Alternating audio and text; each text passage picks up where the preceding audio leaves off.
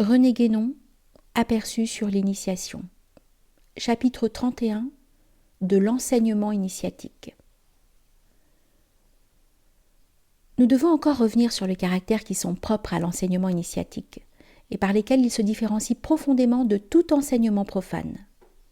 Il s'agit ici de ce qu'on peut appeler l'extériorité de cet enseignement, c'est-à-dire des moyens d'expression par lesquels il peut être transmis dans une certaine mesure et jusqu'à un certain point, à titre de préparation au travail purement intérieur par lequel l'initiation, de virtuelle qu'elle était tout d'abord, deviendra plus ou moins complètement effective. Beaucoup ne se rendant pas compte de ce que doit être réellement l'enseignement initiatique, n'y voient rien de plus, comme particularité digne de remarque, que l'emploi du symbolisme. Il est d'ailleurs très vrai que celui-ci joue en fait un rôle essentiel. Mais encore faut-il savoir pourquoi il en est ainsi. Or cela, n'envisageant les choses que d'une façon toute superficielle, et s'arrêtant aux apparences et aux formes extérieures, ne comprennent aucunement la raison d'être, et même, peut-on dire, la nécessité du symbolisme, que, dans ces conditions, ils ne peuvent trouver qu'étrange et, pour le moins, inutile. Il suppose en effet que la doctrine initiatique n'est guère au fond qu'une philosophie comme les autres, un peu différente sans doute par sa méthode, mais en tout cas rien de plus, car leur mentalité est ainsi faite qu'ils sont incapables de concevoir autre chose. Et il est bien certain que, pour les raisons que nous avons exposées plus haut, la philosophie n'a rien à voir avec le symbolisme, et s'y oppose même en un certain sens. Ceux qui, malgré cette méprise, consentiront tout de même à reconnaître à l'enseignement d'une telle doctrine quelque valeur à un point de vue ou à un autre, et pour des motifs quelconques, qui n'ont habituellement rien d'initiatique, ceux-là même ne pourront jamais arriver qu'à en faire tout au plus une sorte de prolongement de l'enseignement profane, de complément de l'éducation ordinaire, à l'usage d'une élite relative. Petite note.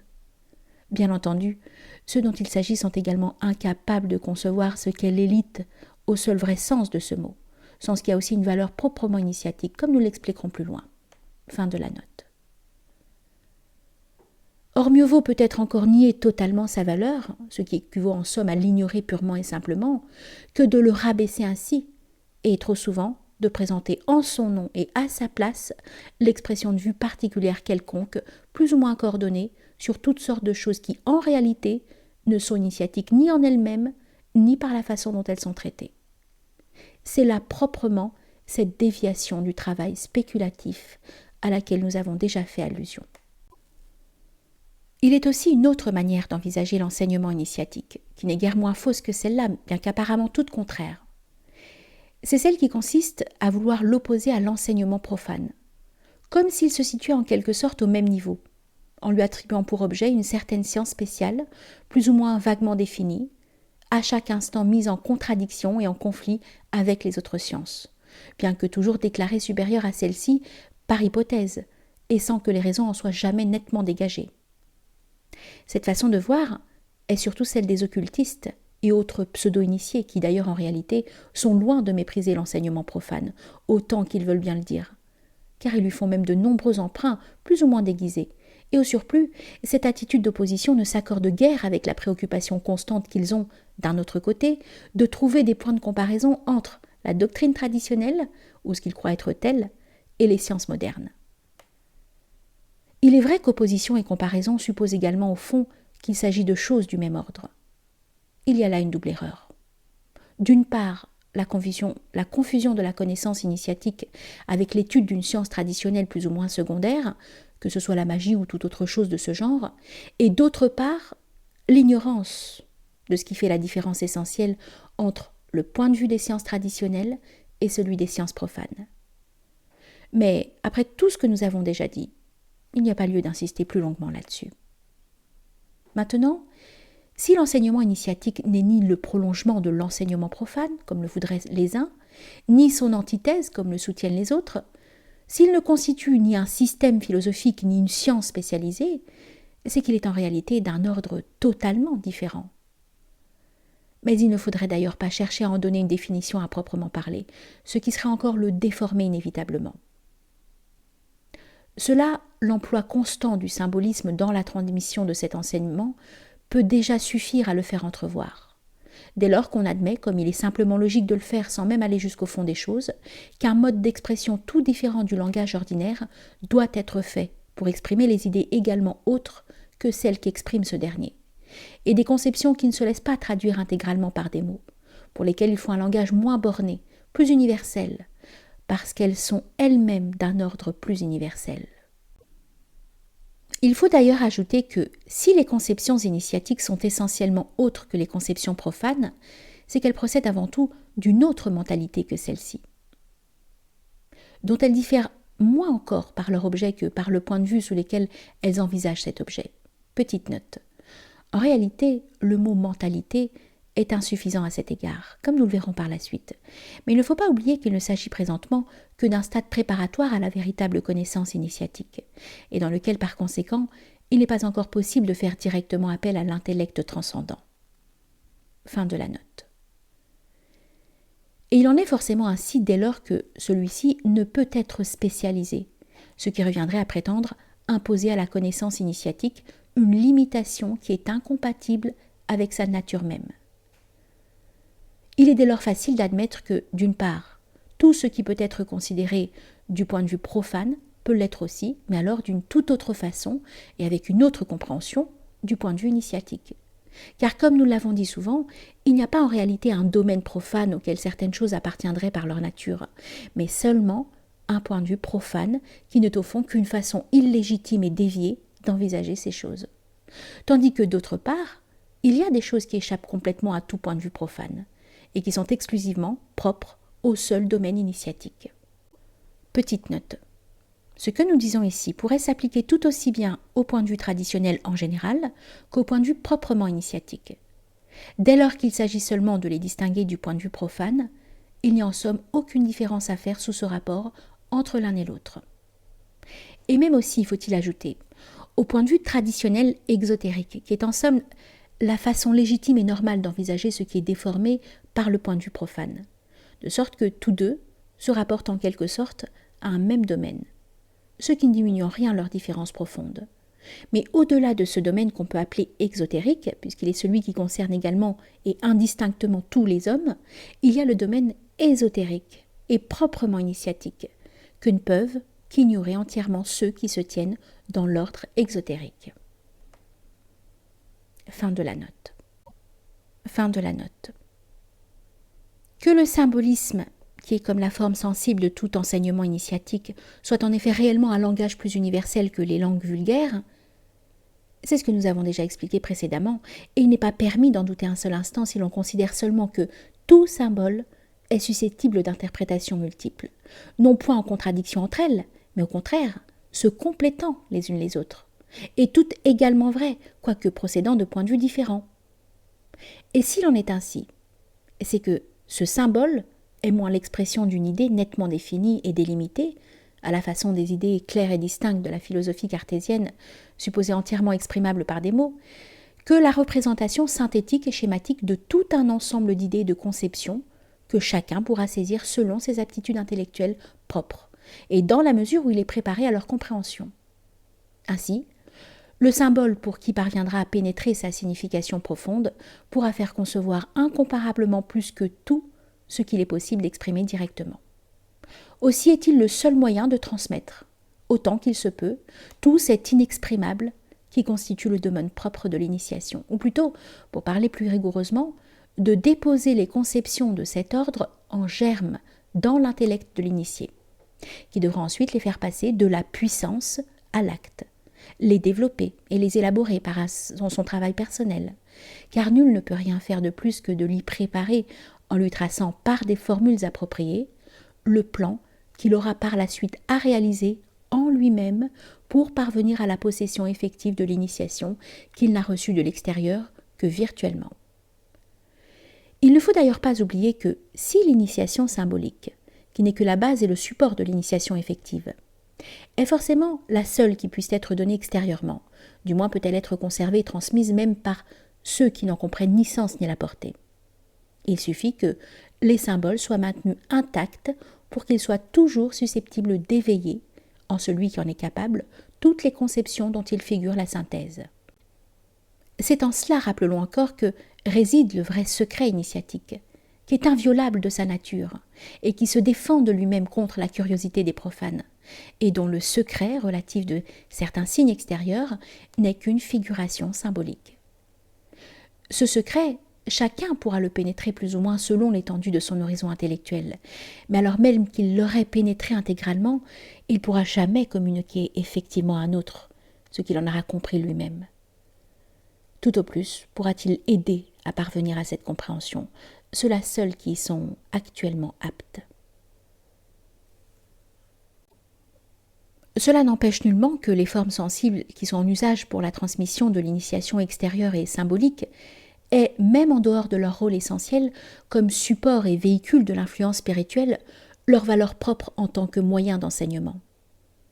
À cet égard, on peut remarquer, et ceci nous ramène à la connexion intime du symbole avec le rite, qu'elles traduisent les symboles fondamentaux en gestes, en prenant ce mot au sens le plus étendu, comme nous l'avons déjà fait précédemment, et que de cette façon, elles font en quelque sorte vivre à l'initié l'enseignement qui lui est présenté, ce qui est la manière la plus adéquate et la plus généralement applicable de lui en préparer l'assimilation, puisque toutes les manifestations de l'individualité humaine se traduisent nécessairement, dans ces conditions actuelles d'existence, en des modes divers de l'activité vitale. Petite note. De là ce que nous avons appelé la mise en action des légendes initiatiques.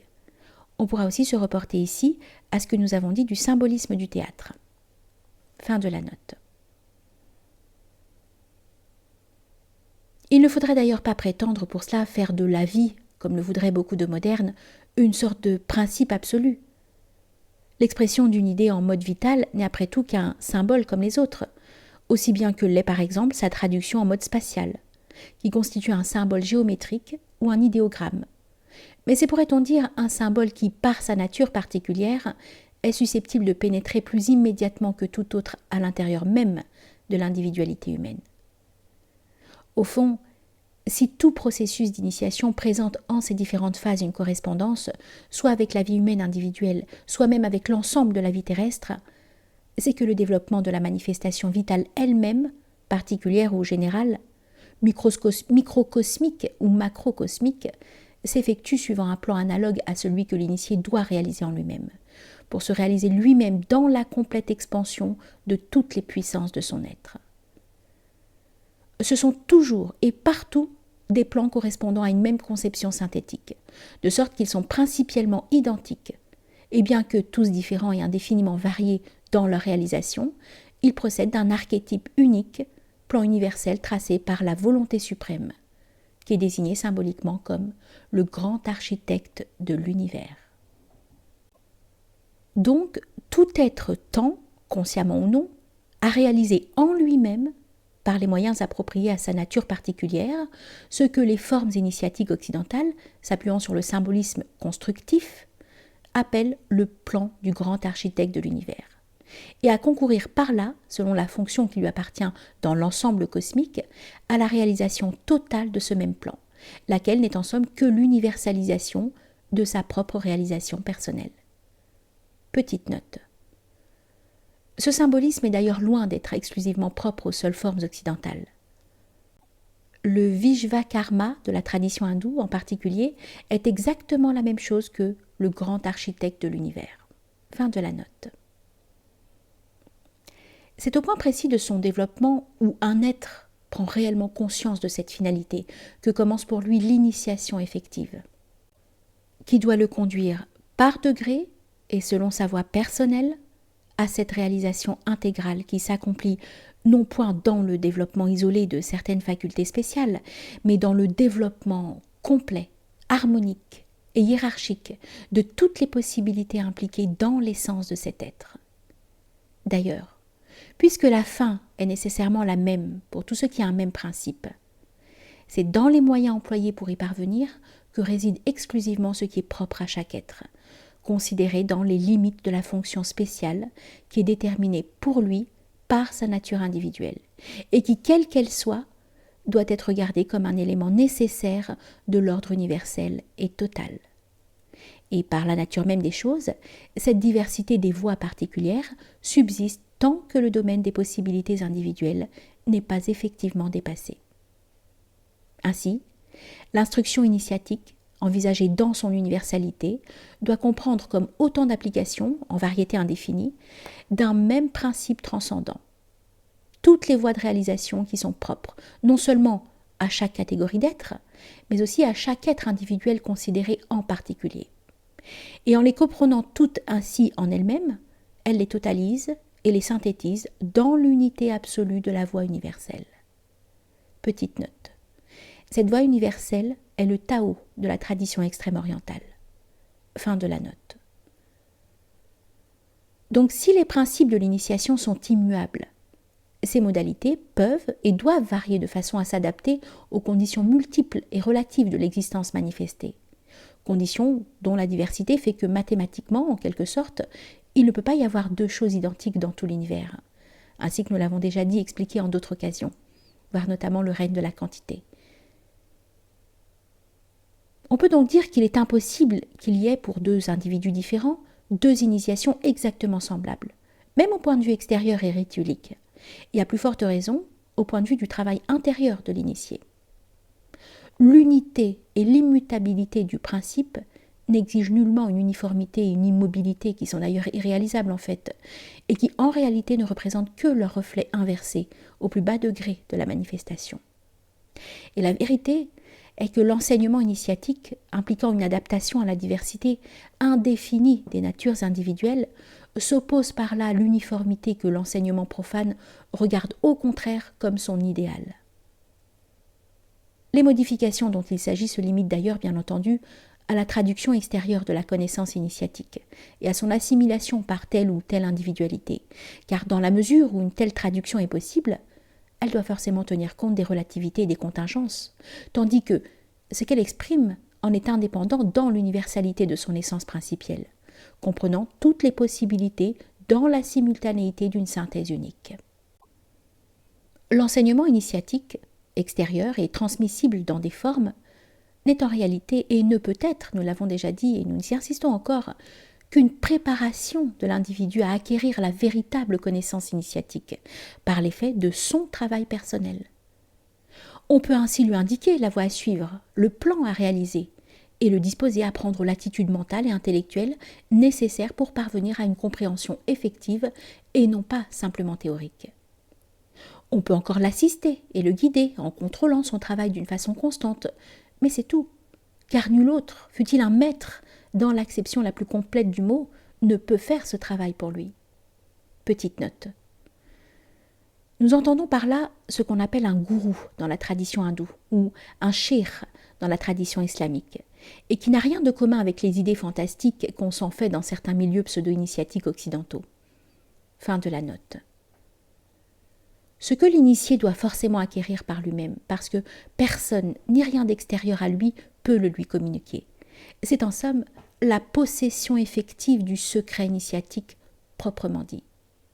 Pour qu'il puisse arriver à réaliser cette possession dans toute son étendue et avec tout ce qu'elle implique, il faut que l'enseignement qui sert en quelque sorte de base et de support à son travail personnel soit constitué de telle façon qu'il s'ouvre sur des possibilités réellement illimitées et qu'ainsi il lui permette d'étendre indéfiniment ses conceptions, en largeur et en profondeur tout à la fois, au lieu de les enfermer, comme le fait tout point de vue profane, dans les limites plus ou moins étroites d'une théorie systématique ou d'une formule verbale quelconque.